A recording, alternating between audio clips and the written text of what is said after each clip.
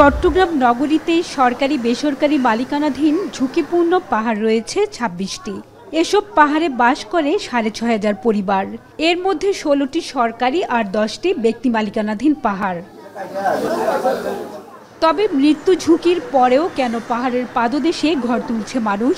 অনেকে বাস করছে প্রজন্মের পর প্রজন্ম, কেউ আবার মালিক বনে ঘর ভাড়া দিচ্ছেন।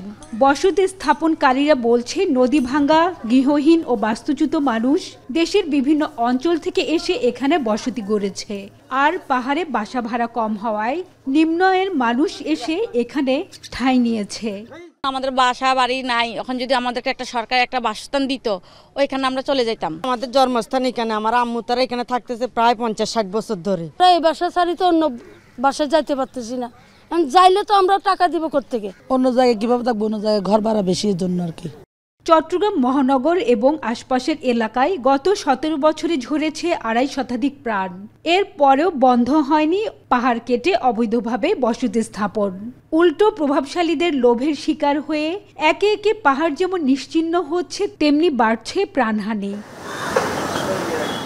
শুধু কাঁচা ও সেমি পাকা নয়, নগরীর লালখান বাজারের মতিঝর্ণা, বাটালি পাহাড়, শান্তিনগর ও টাঙ্কির পাহাড়ে গড়ে উঠেছে বহুতল ভবনও। ৯০ ডিগ্রি খাড়া এসব পাহাড় যে কোনো সময় ধসের ঝুঁকিতে থাকলেও প্রশাসনের চোখের সামনে বছরের পর বছর সরকারি মালিকানাধীন বিভিন্ন সংস্থার পাহাড়ে গড়ে উঠেছে অবৈধ বসতি ও স্থাপনা। এ সকল পাহাড়ে অবৈধভাবে দেয়া হয় বিদ্যুৎ, পানি সংযোগ সহ বিভিন্ন নাগরিক সুবিধাও। প্রতি বছর পাহাড় ব্যবস্থাপনা কমিটির সভায় এসব সংযোগ বিচ্ছিন্ন করার কথা বলা হলেও কার্যত বাস্তবায়ন হয় না। স্বাস্থ্য এবং স্বাদের মধ্যে চমৎকার একটা ব্যালেন্স করে পীর প্রিমিয়াম আয়োডাইজড লবণ। যে কোনো সময় পাহাড় ধস হতে পারে।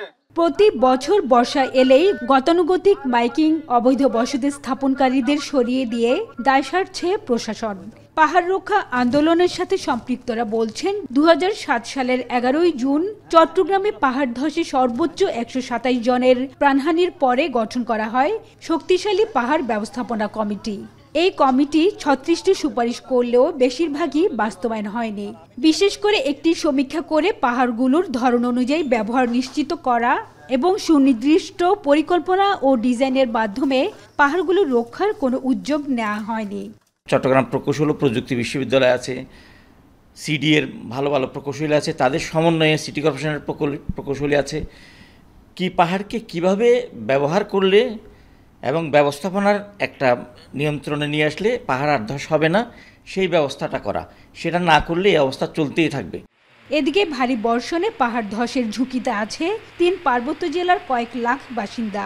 বিশেষ করে বান্দরবানে গত ৫ বছরে প্রাণহানি হয়েছে ৬৩ জনের, আর রাঙ্গামাটিতে গত ৮ বছরে নিহত হয়েছে ১৩১ জন। প্রতি বছর বর্ষা এলেই প্রাণহানির সংখ্যা বাড়ে ঝুঁকিতে থাকা মানুষের মাঝে। এবারও তার ব্যতিক্রম নয়। ঝুঁকিপূর্ণ হলেও থাকতে হচ্ছে আর কি। এখন যাবে কোথায় এতগুলো মানুষ? পাহাড় ভাঙে পথ পড়বে, ওরকম আশঙ্কাতেই আছি। আপনারা যারা ঝুঁকিপূর্ণ স্থানে অবস্থান করছেন, দ্রুত নিরাপদ চলে যান। বৃষ্টি শুরু হলেই মাঠে নামে প্রশাসন। পাহাড়ের ঝুঁকিতে বসবাসকারীদের সরে যেতে মাইকিং, আশ্রয় কেন্দ্র খোলা সহ নানা কার্যক্রম শুরু হয়।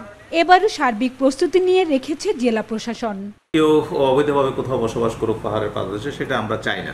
কোনো প্রাণহানি হোক, সেটাও আমরা চাই না। সার্বিক বিষয়াদি পর্যালোচনা করে আমরা দুর্যোগ ব্যবস্থাপনা যে কমিটিটিতে আছে সবগুলো এখানে বলা হয়েছে। তবে আমরা আবার অনুরোধ করবো আপনাদের মাধ্যমে, যারা পাহাড়ের পাদদেশে বসবাস করছে তারা যেন নিরাপদ আশ্রয়ে চলে যায়। হাজেরা শিউলি, এখন চট্টগ্রাম।